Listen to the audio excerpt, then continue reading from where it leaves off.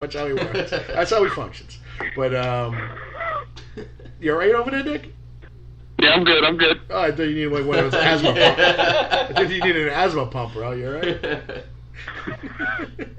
He's good. He's good. All right, we're gonna put Mikey Pacifica on a platform here. Give him a little forum. I know there was a couple things you wanted to talk about. Yeah, just having to do with the whole respect thing. Mm-hmm. Like what Jimmy was talking about. There's a little thing going on with me right now where, like, I'm allowed to say names, right? Like, you can say whatever you want. I mean, there's actually a little heat with me and Danny DeMano right now. Again, like, who doesn't have heat with him? Yeah, pretty much. What I did was like a month ago, I put something on Facebook thanking the fans. This one fan told me, he sold my autograph for $100. Now to me, I'm a nobody. I'm an indie wrestler. I'm not a big name. So on my Facebook status, I thanked the kid because he was one of my friends on Facebook, and I thanked the fans saying that we wouldn't be doing this without fans. Right. I didn't say like, oh, I wouldn't be doing this without you. So you get props to the fans in general. Yeah, but I wasn't saying just me either. Like, oh, I wouldn't be doing this without you. I said we wouldn't be doing this without you, like meaning all the wrestlers. Right. And I'm not trying to like mark out to myself. And he goes and he puts on my status that is why he will never book me, as I showed you before. I showed you the comments that I just thought was totally unnecessary and disrespectful. It was, I read it. There was no call for it. I mean, there was actually no call for him to even get involved in that conversation. You said nothing offensive to anybody. You didn't call anybody out. You generalized a statement in a positive manner, saying, we all, meaning, all wrestlers, we do this for the fans. Yeah. And any wrestler you speak to in an interview, whether it's indie or mainstream, they all say they do it for the fans. Yeah, you get paid, but without the fans, you don't get paid. Mm-hmm. So yeah, you wouldn't have a show if it wasn't for the fans. Exactly.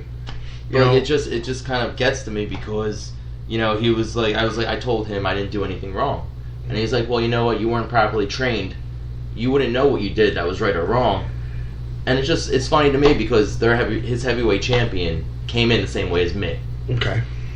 Exactly the same way as me. So it's like, it's contradicting. Yeah, I would agree with that.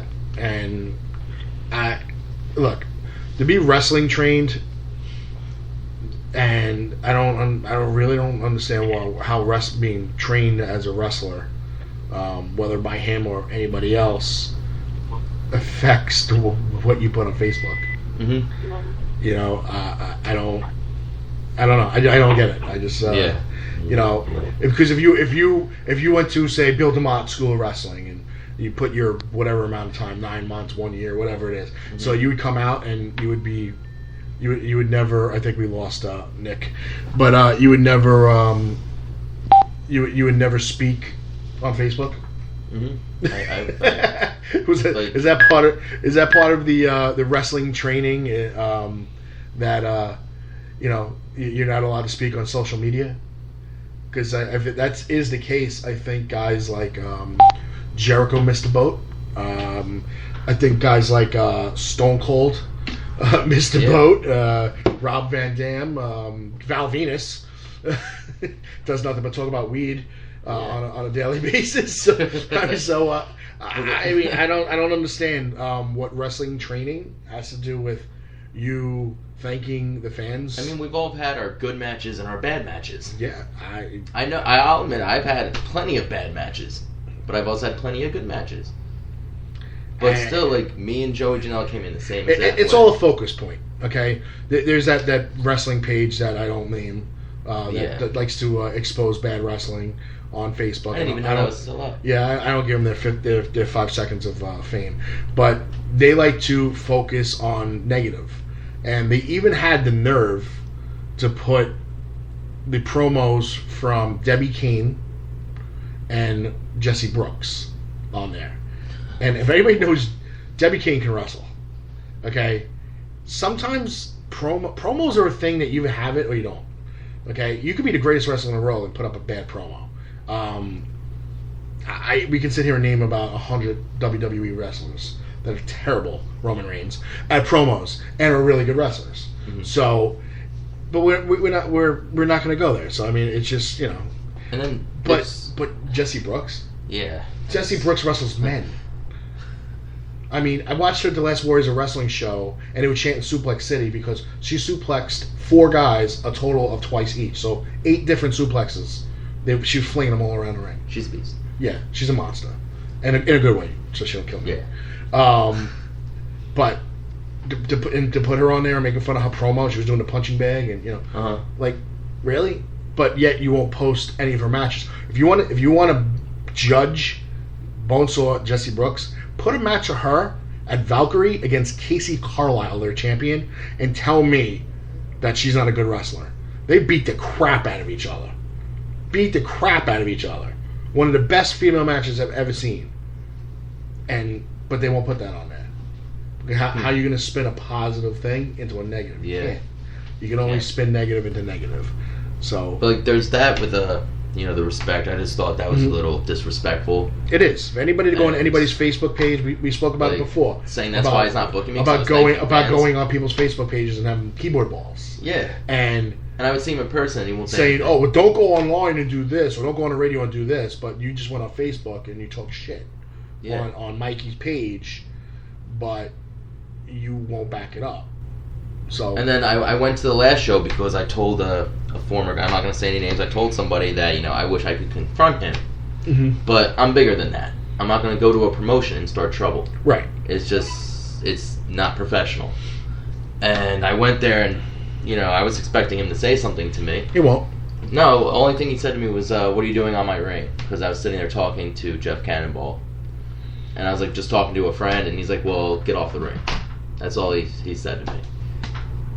Like, I just want to know what I did wrong. Which even that was unnecessary because there's no need to do it because anybody else that works for the company or is selling a T-shirt or signing autographs, they're probably doing the same thing you're doing. Yeah. There's no need for it. I just wanted to know what I did wrong, if I did anything to deserve what he was saying, and I just thought it was disrespectful, and that's why I thought when Storm here told me he was coming on about something for respect. Yeah, it was a perfect opportunity. Yeah. And then there's another thing I was telling Jim Storm about where, like, I got there to the show and Joe Janela said, well, what the hell is Mikey Pacifica doing here? Right in front of Jim. Like, what was that for? Like, it's like he's not necessary. It's disrespectful. Like, why do you gotta... I don't know about that. I mean, everybody has the opportunity to attend the show. If you're paying for your ticket, you're coming in.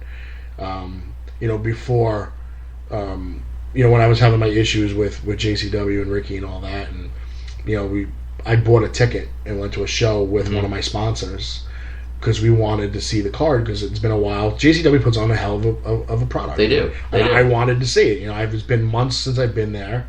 As someone covering it, so I wanted to go there as a fan, and it was the first time I was ever a ticket purchaser as a fan of an indie show, and I had a hell of a great time. Later on, Ricky and I spoke, blah blah blah blah, and then I started covering the product again. But I'm sure Danny saw me at in the front room going, "Oh, what the hell's he doing?" Mm-hmm. Hey, look, I'm a ticket purchaser. I'm here. I'm putting money in your pocket by buying that ticket. So why question why I'm here? Yeah. It's just be happy I'm here. That's $20 more you have to use. Yeah. For something. Yeah. Right.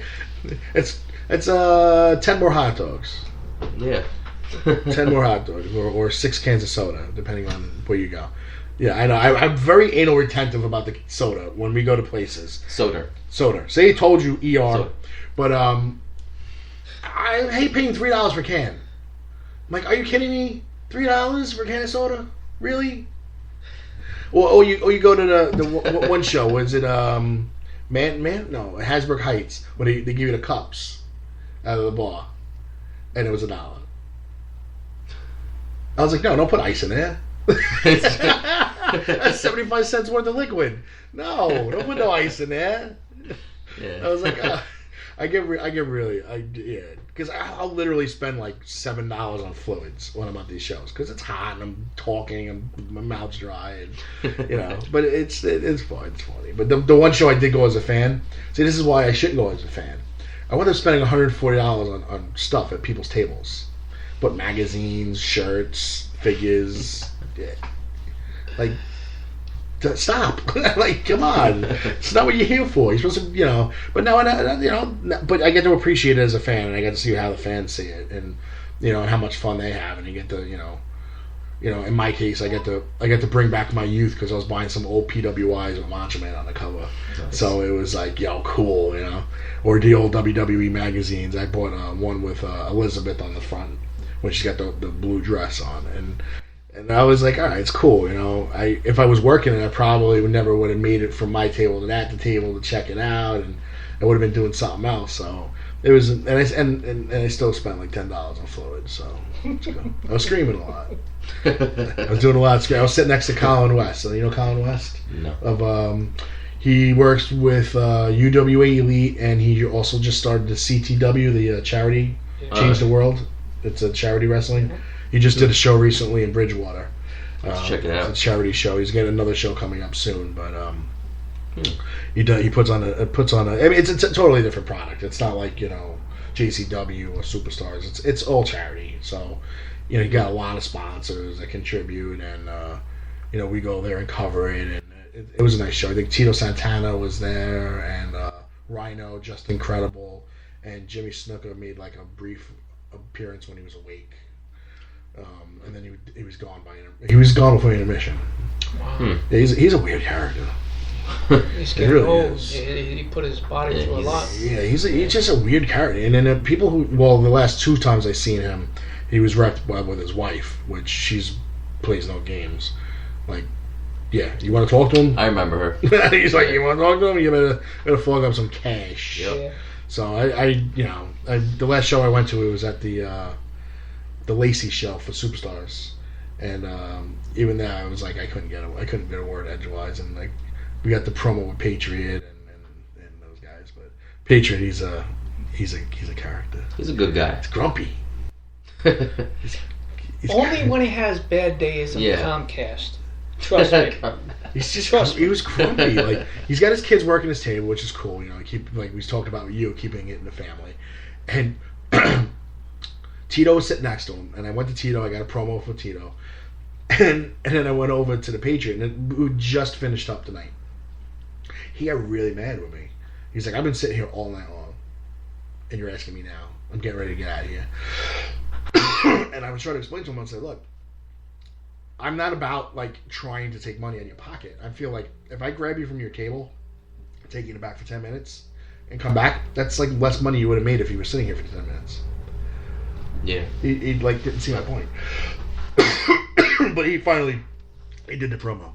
But then he was mad after. He's like, I'm all hoarse. He's like, I didn't even sound good. And I was like, I'll get you in another one. No worries. He always wants to perform correctly. That's the way he is. He's a good guy though. He is. Another guy built like out of a mountain. He's lovely. Yeah. For his age, he's just like I just said one, by the time I'm like half of these guys' ages, I just want like half their body. That's it. You'll get there. I have a goal. And a lot of surgery. I'm gonna make some doctor very rich. Alright, we need to wind down the show, ladies and gentlemen. Sorry we lost Nick. Nick, sorry man.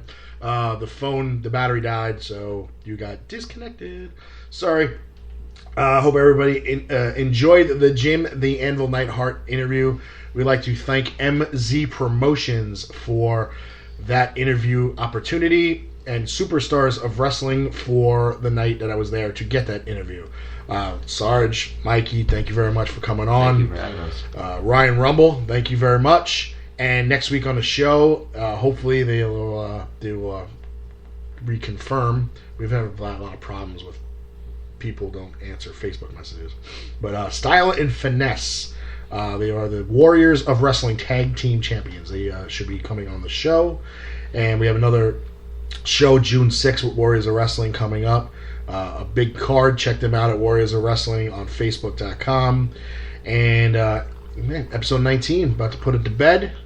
And, ladies and gentlemen, we just ask that you help control the nitwit population and have your friends spayed or neutered. On behalf of myself and Nick DeBeard, ladies and gentlemen, enjoy the rest of your Memorial Day weekend. Be safe.